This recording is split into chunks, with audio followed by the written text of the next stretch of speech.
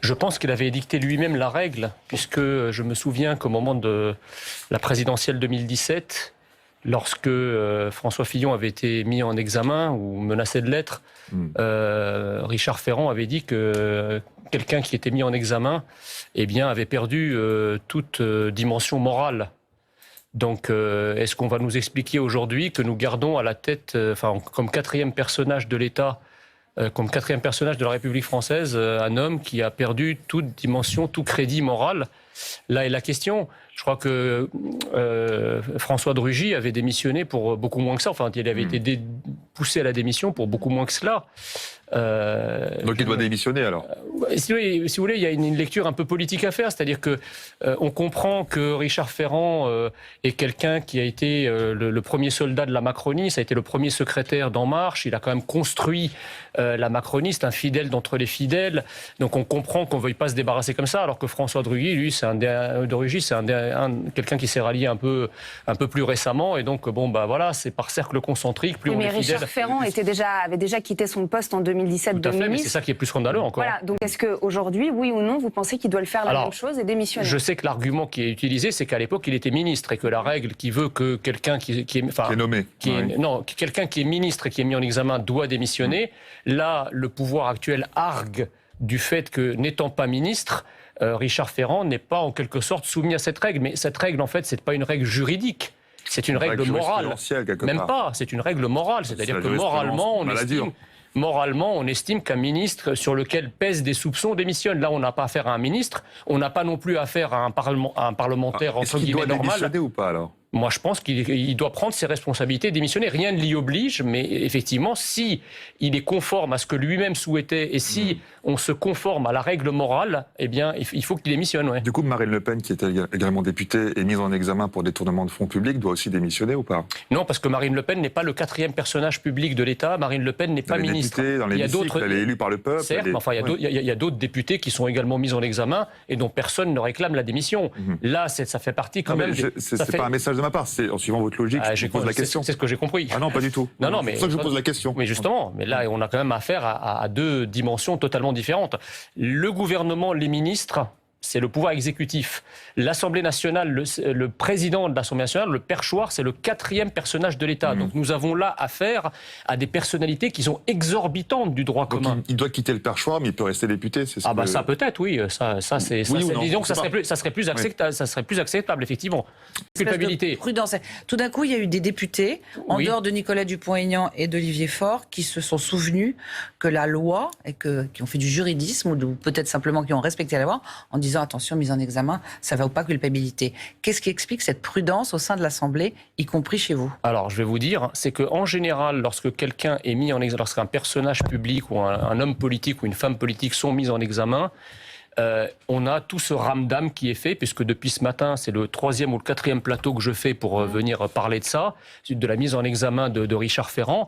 Si demain, il s'avère que Richard Ferrand est blanchi, on n'aura pas une journée médiatique qui sera consacrée à ça. Oui, on aura 2 minutes sur des plateaux de télé et on aura 2 lignes dans les journaux écrits. Et donc, si vous voulez, c'est cette dichotomie entre, d'un côté, ce cirque qui est fait autour de la mise en examen, qui laisse entendre que la personne est déjà coupable avant même d'avoir été jugée. Attendez, je vous pose la question parce que vous n'avez pas toujours, je ne parle pas de vous personnellement évidemment, mais je parle notamment des députés Rassemblement National, vous n'avez pas toujours cette espèce de pudeur consistant à dire on en parle beaucoup s'il y a un problème, on n'en parlera pas si c'est réglé, et qu'on peut avoir l'impression qu'il y a peut-être une forme de sagesse collective à l'Assemblée, ou alors le risque que les Français se disent ils se tiennent tous. Non, parce qu'en fait, c'est vrai que le cas, encore une fois, le cas de Richard Ferrand est un peu exorbitant. C'est quelqu'un dont l'affaire avait été classée sans suite opportunément par le procureur de Brest en 2017. C'est ça d'ailleurs qui lui a permis de prendre le perchoir dans la foulée. Aujourd'hui, la justice découvre qu'en fait, le classement sans suite ne devait pas être classé sans suite, donc il rouvre. Alors, évidemment, on parle de justice, mais vous savez qu'en France, la justice est double, d'une certaine façon. En tout cas, là, en l'occurrence, ils ont ouvert l'affaire. En l'occurrence, c'est plutôt une bonne chose. Institutionnellement, il y a un dédoublement. C'est-à-dire, il y a la justice du parquet, la justice du siège. Donc là, le classement sans suite, c'était le procureur. Un procureur, il est nommé par le ministre de la Justice. Là, ce sont les magistrats du siège qui décident de rouvrir l'enquête. Des juges indépendants à Lille. Exactement. Donc, si vous voulez, la complexité de l'affaire, effectivement, le fait que la justice se soit prononcée 2 fois de manière différente sur des bases différentes peut expliquer la prudence d'un certain... Il y a une dimension aussi morale, si vous voulez, parce que dans cette affaire, il y a quand même des soupçons d'enrichissement personnel.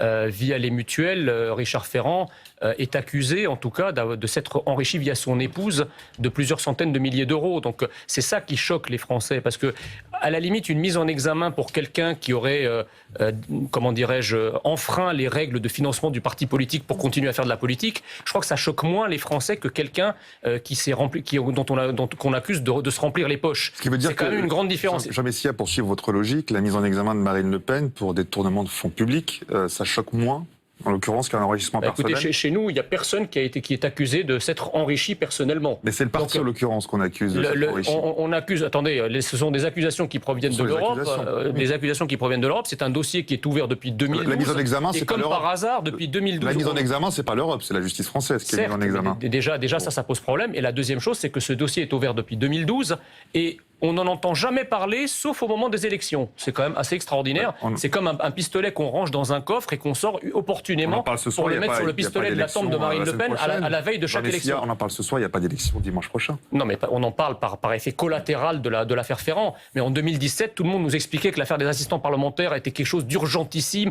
que la justice convoquait, etc. François Bayrou et Marielle de Sarnez ont été pareil, on n'en a pas hier. Pardon on en a parlé hier. François Bayrou ont été convoqués hier. Oui, mais on en a parlé au moment de Sylvie Goulard, qui elle-même a été entendue par la police. Il n'y a pas un traitement. Jean-Luc Mélenchon hurle en disant que c'est un truc contre lui. Tout le monde trouve que c'est contre lui, mais globalement, tout le monde y a droit. Certes, mais enfin, vous me dites depuis hier, justement, depuis hier, ça tombe bien. Richard Ferrand avait été entendu pendant plusieurs heures pendant 13 heures. Pardon, 15 heures, je crois. 13. Pardon, 13 heures par les juges. Donc ça